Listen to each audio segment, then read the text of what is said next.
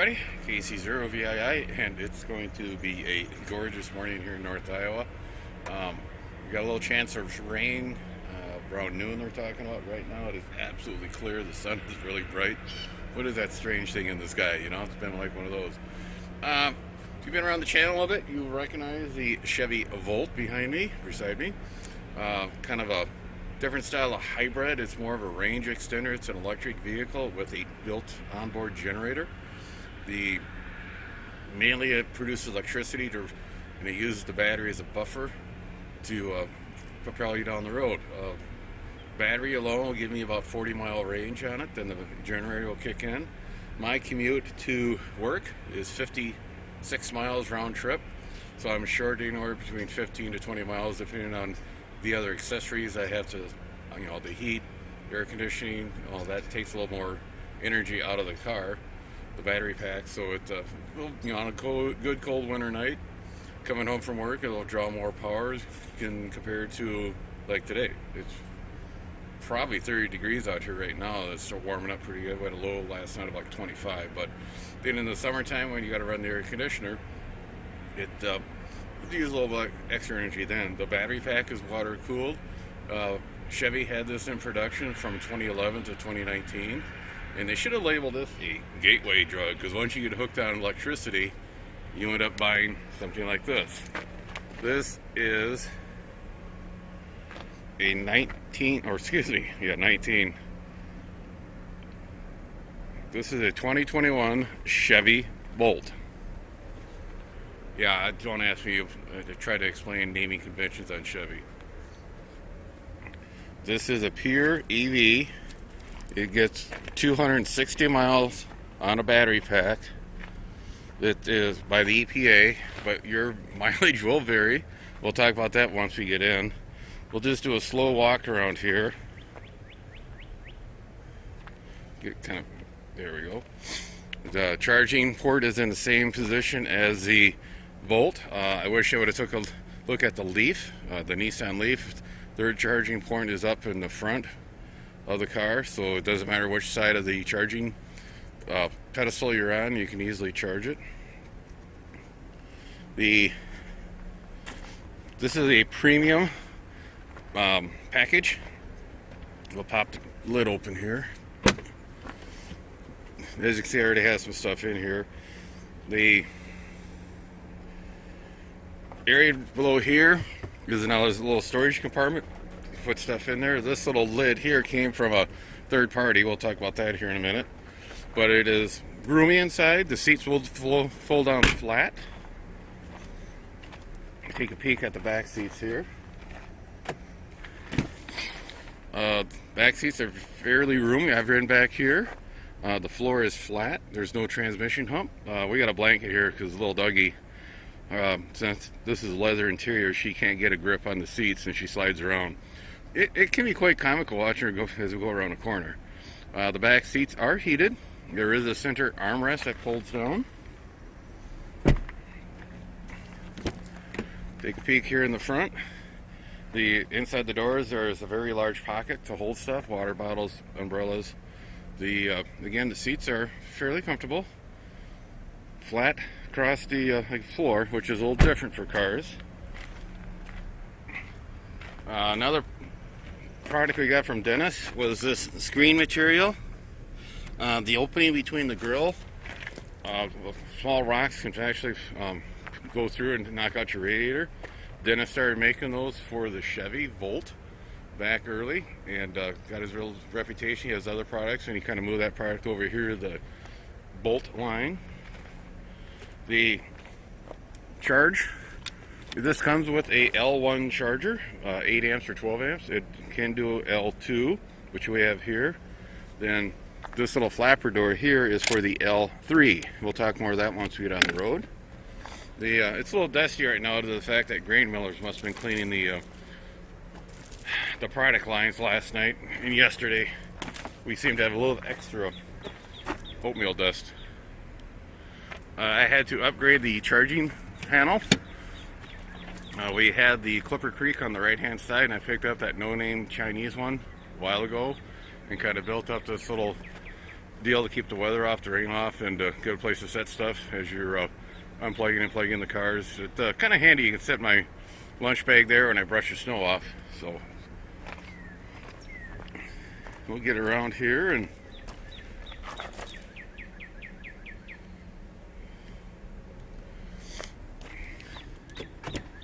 being a typical newer style car, when you get in,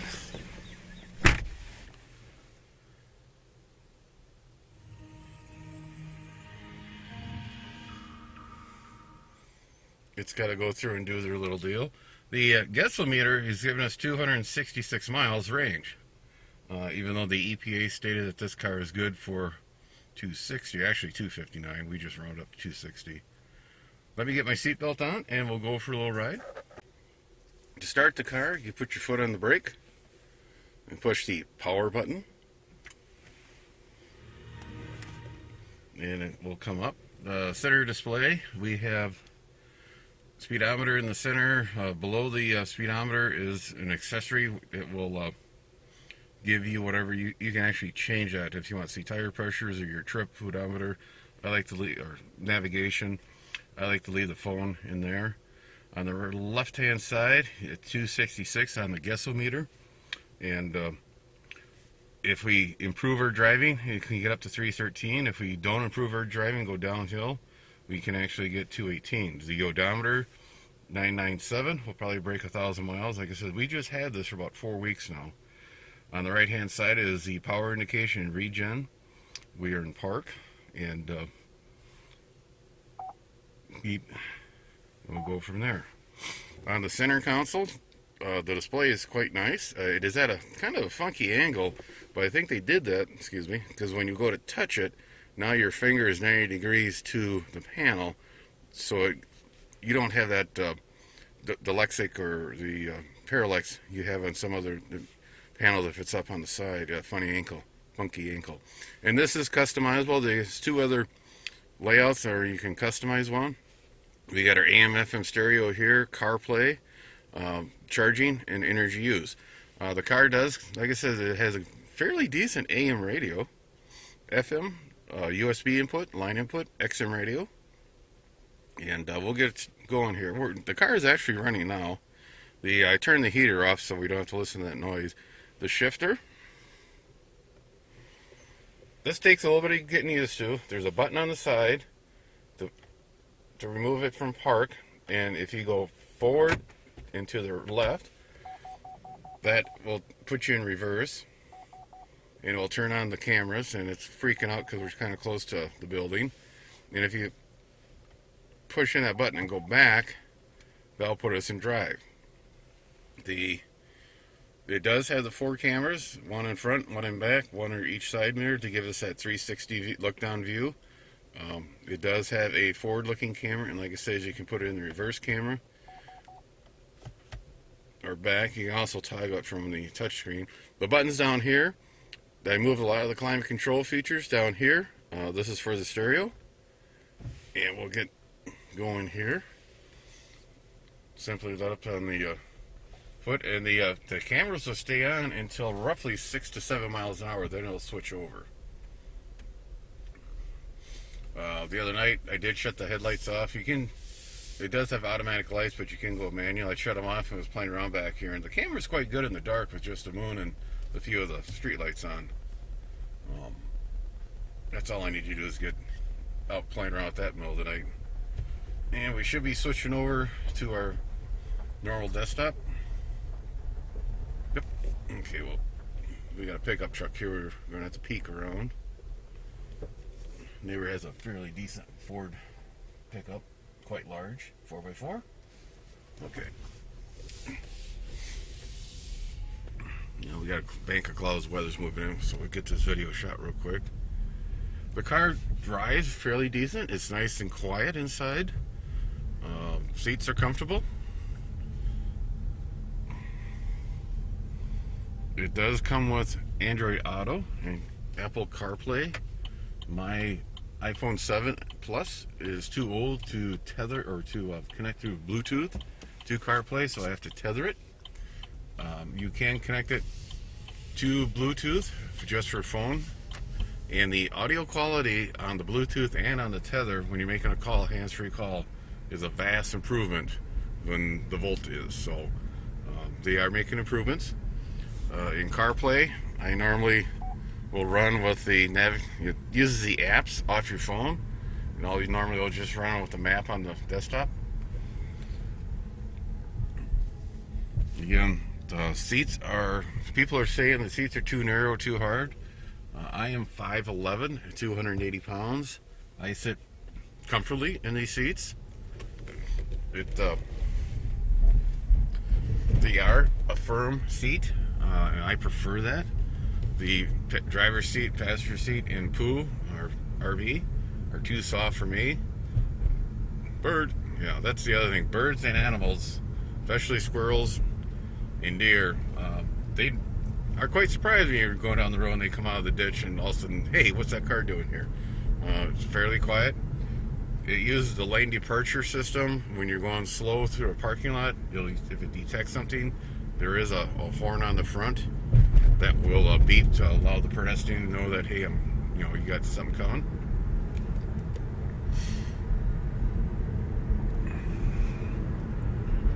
We'll get up to speed here and kick on the cruise control. We're running down to Highway 9 here, play around a little bit, show you some of the features.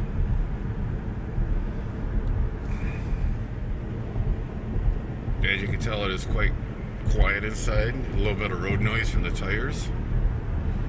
We'll get up to our 55. Our cruise is set. Now on the right hand side under the power, you'll see it says 21 kW. That is the amount of energy we are using to propel us down the road, and that will vary due to the terrain. We are coming up to a little dip that's going to allow us to regen. And what's going to happen as we start going down this hill, our amount of energy needed to propel us is dropping. Now we're actually turning the electric motors into generators. We're pumping a little bit of electricity back into the battery. Now we're back running the car normally. Over here on the center of the screen, it's got a little animation where the battery is pulling electricity out of it and putting it to the motor. Then when we go down another hill, we'll get back here and you can actually see that regenerative putting energy back into the battery. We got a little hill we're going up. We got some fishermen down on the river. And we're going to be pulling more and more power. The regenerative feature is where you gain your more range and also your driving technique. If you do a lot of fast acceleration and hard braking with the actual mechanical brakes, you'll lose a lot of your range. If you drive gently, don't speed, slow starts, use regenerative braking to stop, to slow you down, you can actually get quite far. Before we came out here, I was checking the Facebook Bolt page, and their guys are getting into the 300, 315 on the range, just by modifying their driving techniques and also how much heating and cooling they're running inside. The car does have a heated steering wheel and heated seats, which I love very much. There are days I don't even want to get out of my car when we're at work because it's so nice and comfortable in here. As we go down this hill here, as you can see, we're pulling electricity out of the battery, and I don't think we had enough run down the hill here through this one. The visibility out of the front is very good. Excuse me. Very large windshield. It does have some large A-pillars on both sides, and to compensate for that, they did put a small window in there so you can look through. I'm not sure how good that is to look through. It's in a weird angle for me. The side windows are very large. The door is extremely large for cars this size. It's everybody says, "Oh, it's a cute little car." I don't consider it cute. I consider it kind of homely looking, but it grows on you. The roof is higher than the Volt. I don't know if you noticed that when we were doing the walk around. The floor is higher. The doors are bigger. The first week when we had it, we had a couple of our friends riding it, and Mike and Deb are about the same size as Joyce and I. The gals were in the back seat, and first thing when they got in, I pointed out where the button was for the electric heat on the seats, and they both popped those and were quite pleased with the heat back there. Mike is, again, he was up front with me, and there was plenty of room between us, and he couldn't believe how nice and comfortable the seats were. So it's, everybody has their own opinion. A lot of the other channels are saying how cheap the inside is with the cheap plastic. You show me a car that was made in the last 20 years that does not have a plastic interior. It's the way. Now the white is kind of textured with that mosaic tile. It's not a flush surface, and there are some pieces that are a little harder and softer. There is a little cushion here and there. They did kind of skimp on that, but again, that is all weight. We want to make sure we were lightweight enough. The seats are manual seats. There's no motors to, no power seats. Again, that's added weight. The whole idea right now in the EV world is to get the car as light as possible, but safe as possible, to get us as the battery technology is coming up. The difference between the 13 Bolt and this 21 Bolt is quite jump in technology on the battery. I mean, we're going from 40 miles to 260 miles. I've had a few people that work and ask me questions about it, and one question they always ask is, what happens if you're at 260 and you're out of battery? And I said, well, usually I roll up my pant leg, stick my leg out, and then put my thumb out, and hopefully somebody will swing by and pick me up. And the girl says, you're going to be there a long time. If you go to PlugShare, which is a association across the country, that's kind of like a grassroots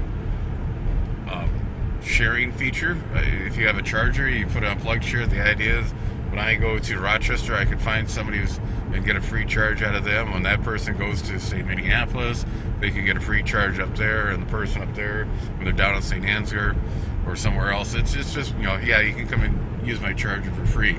On the app, some stations I'll ask that you call. There's a phone number posted so they know whose car that is outside. Other will have a little bucket outside for free will donation. You can give a couple bucks. If the other big app that I use is ChargePoint. That is a national organization company that manages a lot of charging stations across the country. And their stations, you have a little like a credit card with a chip in it to unlock the stations, or you can use the app or call the 800 number and to get a charge. And the price in that varies. We're coming up to our turnaround point, so I'll kick off the cruise control. As you can see now, the generator is actually putting in electricity back into the battery pack. And up here it is also showing regen. It as we're slowing down. Now the regen and drive is not as aggressive. If I push, so you got to be careful you don't stop short like we're going to do. On the steering wheel, we have cruise control here, heated seat, lane departure on the left side. And on the right side, we got buttons for the phone, and these buttons here are used to control the center display. You can change that, add options. You can put your navigation from OnStar. You can put your phone like I have here. You can do the audio sources. Like I said, it's got a fairly decent AM radio. I was quite surprised the sensitivity on I could get stations. The FM is very good. This does have the Bose audio package. It has 2 USB ports up front here. I have a flash drive in one, and since my iPhone 7 Plus is too old to go Bluetooth to CarPlay, I have it tethered. There is a line input. I use that to plug in my iPod to listen to a podcast on the way to and from work. In the back, there are 2 USB ports for charging only. Okay, we'll kick this down into L. As you can see by the little car in the lower right, that switched to L. What that has done is really made the generative rebraking more aggressive. Down on the bottom of the steering wheel here, we have toggle switches to change your presets on your radio. On the left side, on the inside of the steering wheel, there's a paddle for regeneration. And on the right hand side, that's our volume control for the stereo. Now, let's see, we got nobody behind us as we get going here. Now, as soon as I let up on the accelerator pedal, can't call it gas pedal, you can see how aggressive the braking is. This will actually force the car to stop. Like that. We'll get going here. We'll kick on the cruise control. On the left side, underneath the 254 mark, there's a little yellow line going down. That is our trending indicator. Right now, our driving habit is a little not good, so that you get a kind of yellow bar on the left side is going down. If we do not improve our driving habits, that bar will get larger and larger till that fills up the entire downward part of the screen. If we improve our driving habits, that'll get smaller and smaller until it disappears. And you can actually get it to start going above the 252 number, and it's green. And the more you improve your habits, the better your energy consumption will be, less and less. And that the guessometer takes your last driving trip, how you drove. Also, it takes the instance right now of how much energy the car is using, if you're running the heaters or running any accessories, and also the outdoor temperature. So it's kind of a combination of how to do it. And here we are back to the flow screen. Again, if I kick off the cruise control, you can see it switch and it's dumping energy back into the battery. And we'll go back to cruise. There, we'll get back to the CarPlay. Again, the CarPlay dashboard. Actually, this is a Chevy dashboard. You can see your energy consumption, CarPlay, and immediate your charging deal. You can have this set up to charge depending on your needs. The L1 charger is defaults to 8 amps. Just in case of that circuit you're on, there's other devices, you don't trip the breaker or cause a fire hazard. That can be set to 12 amps, and you can actually use the GPS to designate that point as a 12 amp charge point, so that way it charges a little faster. On an L1 charger, it's going to take roughly 50 hours to charge up a completely depleted battery. On an L2, this will draw 32 amps. It will take roughly 9 hours to charge it up. Then if you can get an L3, cat down there, can't see it from that angle. Cat down the ditch back there hunting. An L3 actually puts 360 volts DC into the battery directly, and that will take, in 1 hour time of charging, you can get 90% of your range.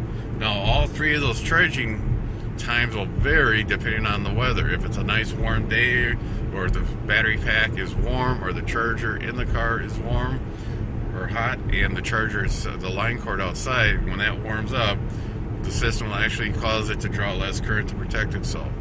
The car is engineered very well to preserve itself. The battery pack is liquid cooled. There are 3 antifreeze loops, I guess your coolant loops in the car, one for the battery, one for the electronics, and one for the passenger compartment. You can set the charger, so you can designate a GPS point, and we have it set up as when we get home, the car will go to delay charge. It'll be ready to go at 5:30 in the morning. So about 2:30, 3 o'clock, depending on how much time it needs to charge, it'll start charging. We do that due to the fact there's nothing else in the house running at that point, so I know it's going to be able to charge up real good with no problems. You can override that, and we'll show you out one way how you can do it. Since that delay charge is GPS set, now if we go to any other charger, it will actually charge immediately.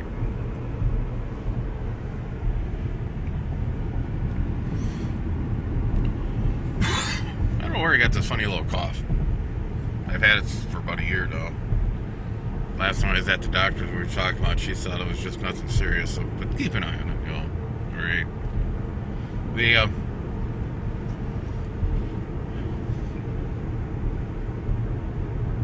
Okay. Thought I had a text message coming in. It's got if it's a CarPlay, bring that back up. You can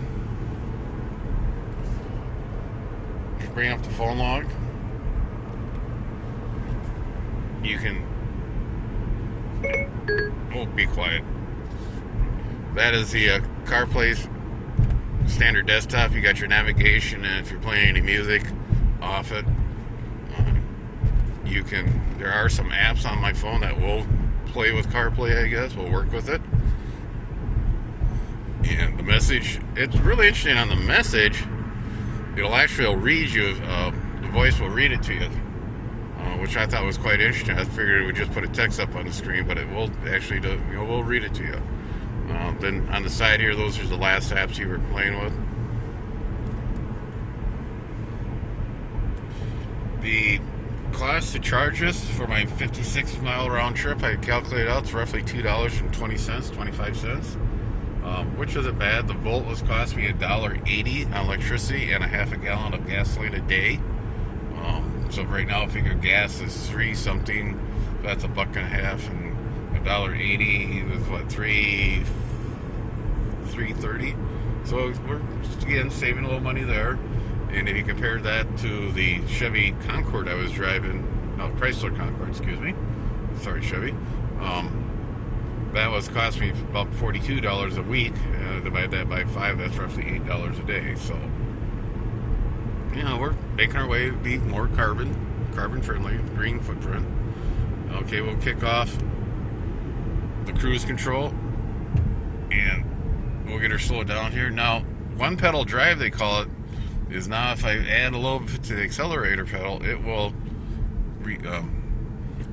take away some of that braking. So you can actually, it takes a little knack here to get used to the pedals where you can actually slow it up and speed down with just one foot.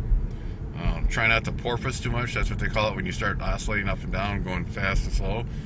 One nice thing about the Bolt is when you do go into regen, the taillights do come on.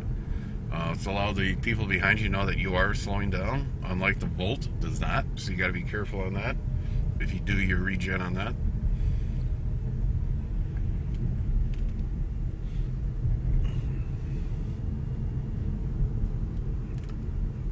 We had our citywide rummage sale here in St. Ansgar yesterday, so I'm kind of still a little leery when I go through intersections that people are worried about my junk in this house might be bought by somebody else. But I'll let up on the accelerator and we'll come to a complete stop here. Oop. That's another. It takes a little bit. Almost stopped short there.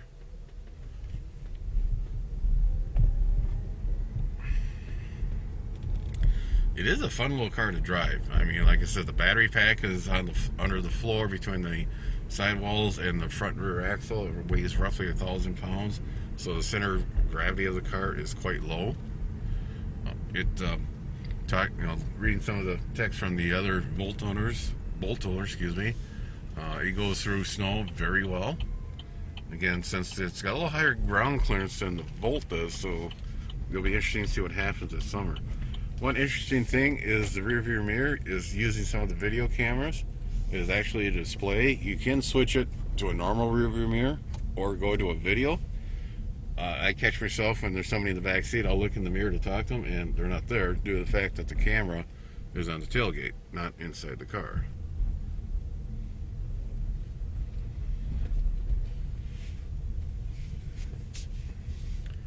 There is going to be a mid-year refresh on the Bolt.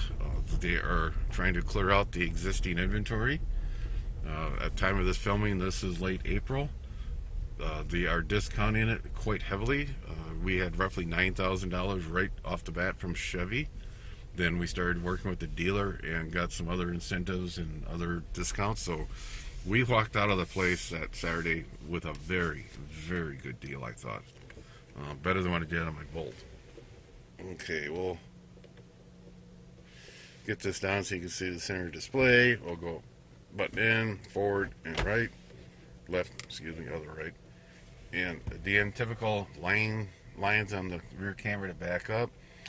The 360 camera is quite useful on a situation like this. You can see the side of the barn or anything in there. Corner of my car, the old Volt. As we slowly back in. Now once we get into the warning area, then we'll start beeping due to that post is right there. Okay.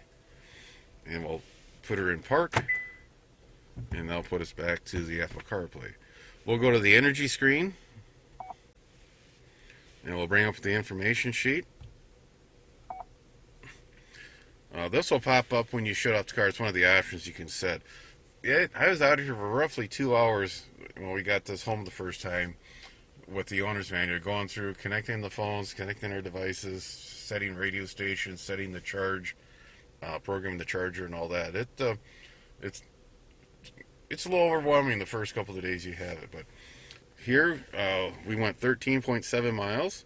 We used 3.8 kilowatts of energy. We're paying right now roughly 14 cents a kilowatt, so you can do the math on that. We didn't need inner energy for conditioning the battery, keeping the battery warm or cold. We did not run into the climate control settings, so that's zero.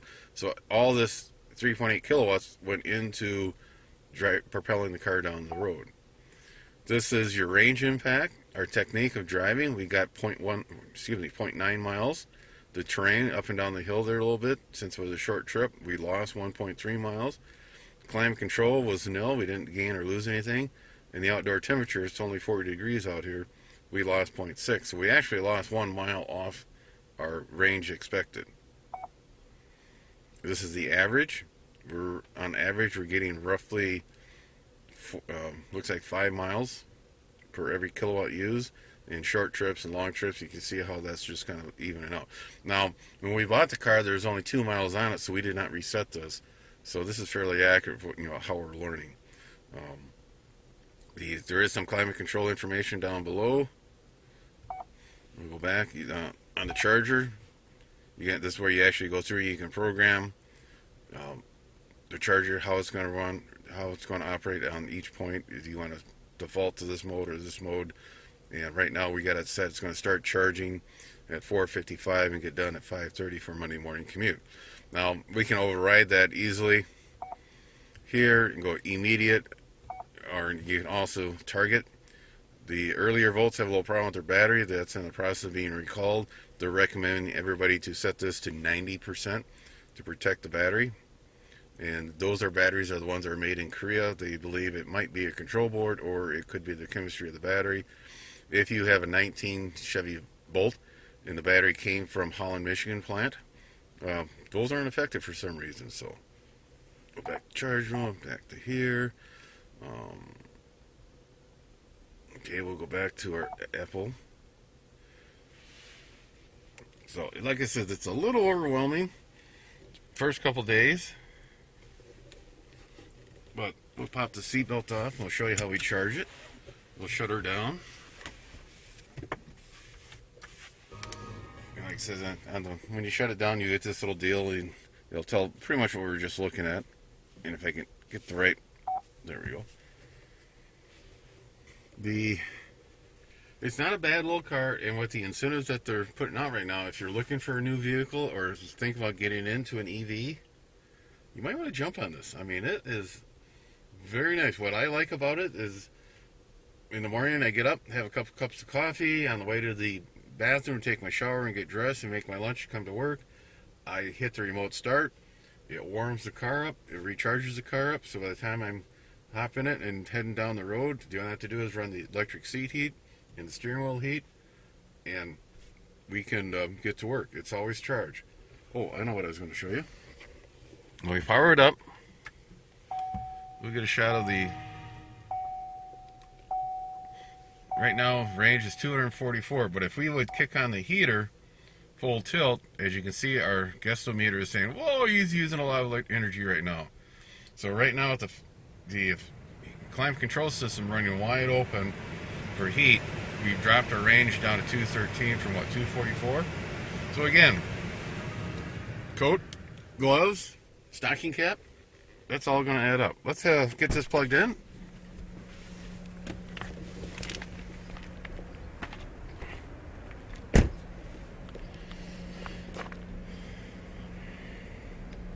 Charge door is real simple. Just push it, pop it open. We'll head back over here. Grab our power plug. Again, this is the standard automotive charge cable, J72 or something like that. Except for Tesla. Tesla had to go off and do their own thing. And it just simply snaps in. The car light will come on, does a handshake, we get a double beep. Double beep means we're in delayed charge. Now if you want to charge immediately, you can either select it on the dash, or if you just unplug and replug it in, she'll do another handshake. One single beep, lights flashing, we're now charging. This right now, the Clipper Creek was putting out 20 amps. The car will take up to 32, so this will probably take 15-20 minutes to recharge from that little trip we did. Like it says, besides the oatmeal dust on it, I always wanted to kind of collect that, see if I can make oatmeal, but never got around to it. So on that, we'll let you guys go. It's starting to cloud up. The weather's getting a little cooler here. Glad I was able to get this in. Like it says, it's a nice little car. It's a homely little car, but it grows on you. Something anybody's thinking about getting into. The other night I did a quick search on like cars.com. There's a lot of Chevy Bolts out there, and the price is quite high on them. We went to a couple dealers when we were looking at buying one of these, and as soon as we drove in with this, everybody says, well, we'll give you X amount of dollars for it right now, sight unseen. I kind of went, no, I want to keep that. We're going to use that as another vehicle. So on that, 7-3 everybody, have a safe and fun summer. Be sure to tell your friends, neighbors, other hams. Subscribe, hit that bell to get notification when new videos come out.